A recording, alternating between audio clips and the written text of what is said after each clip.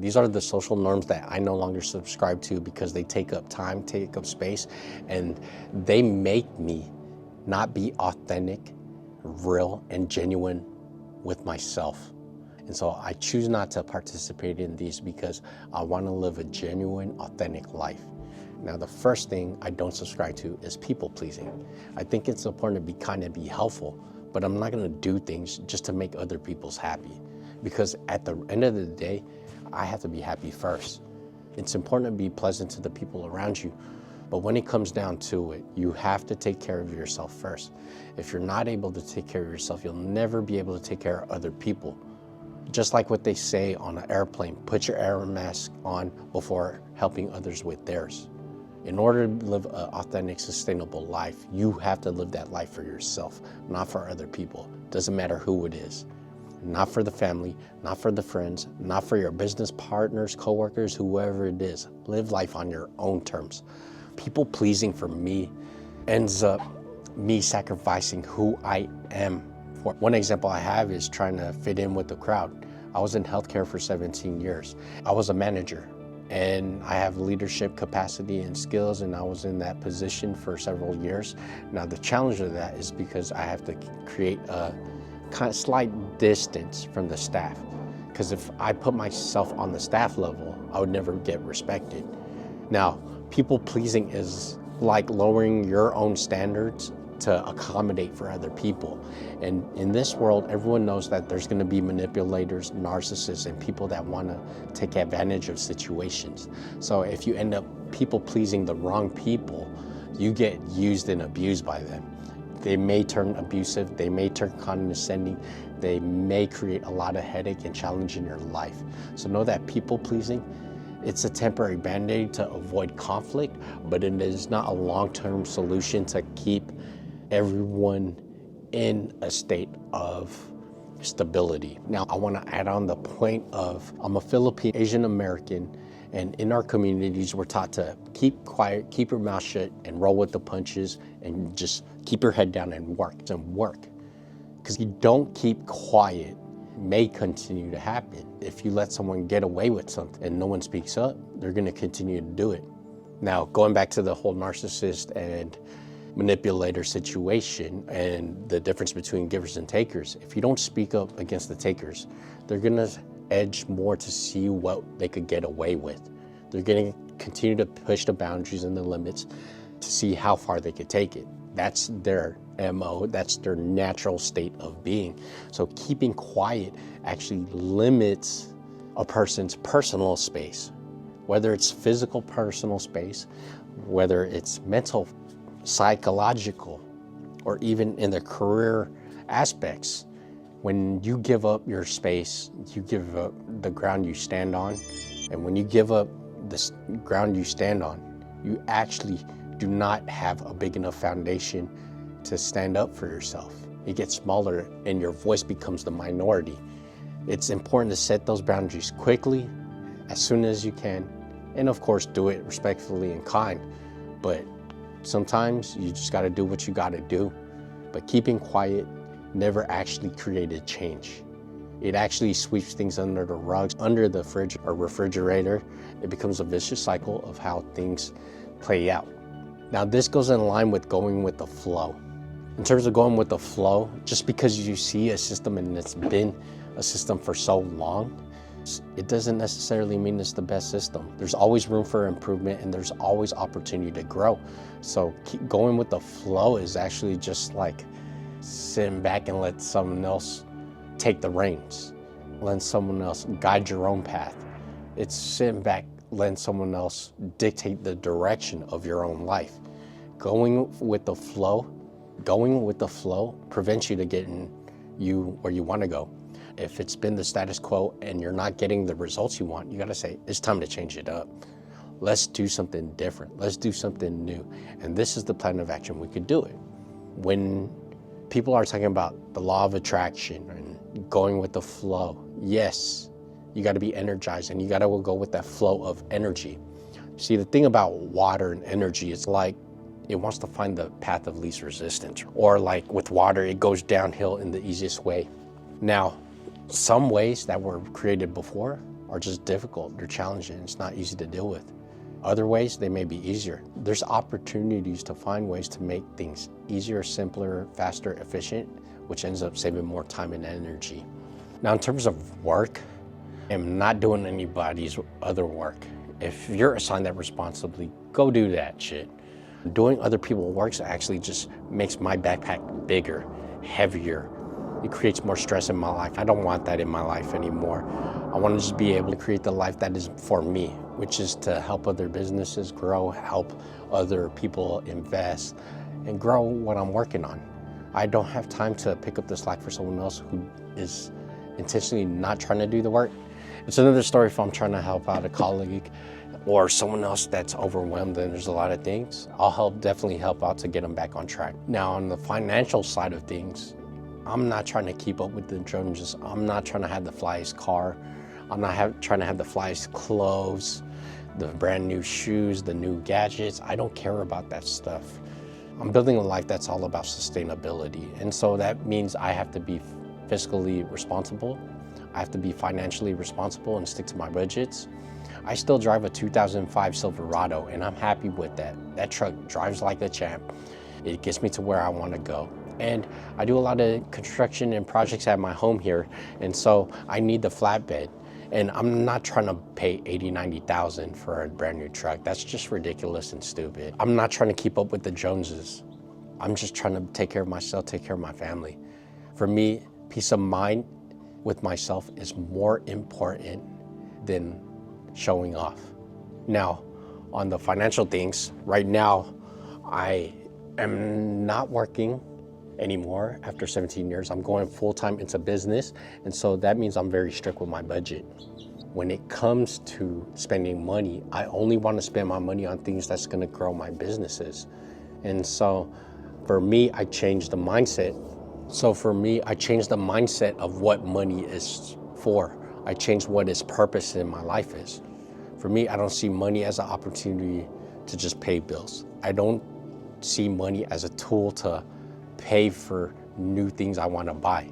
For me, money is a tool to create more money. And I'm going to cycle that back and forth and use that to pay for bills, use that to buy the stuff that I want. But for me, money's about making money now. I'm not looking for a life to just survive and move day to day. I'm building a life I could thrive and allows me to do things I want in the future.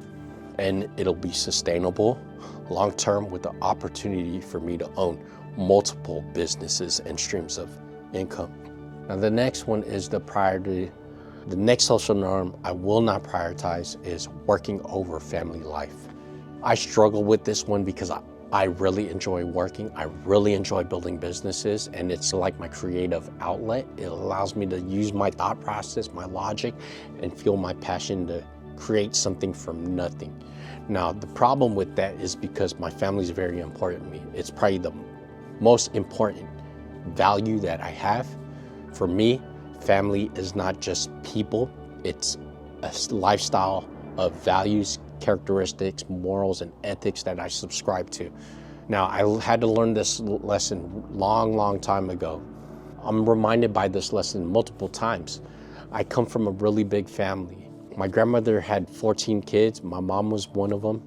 And I literally have close to 100 first cousins. So I have a really big family and I really enjoy spending time with them. Now, learning this lesson meant that I had to lose some of these people because we're guaranteed to die. We are born to die. Every single person born in the history of mankind will expire. Now, for me, the most traumatic one was my brother. He passed away on Father's Day, the day after I was fired. I felt like I was losing that job anyways, and I was doing everything I can to work really hard, and I couldn't be there for my brother to save him. It's one of the biggest regrets that I have in life, and that's why I'm going all in on business now. Because at least business in the momentary, yes, I may have to work hard and I may have to work harder than what I was doing at my W-2s, but when the system is built, it gives me the opportunity to spend more time with my family, and that's what I'm always going to cherish. You could always get another job. You could always create a new business. You could always create more money, but you can't bring back family members that passed away, friends that passed away.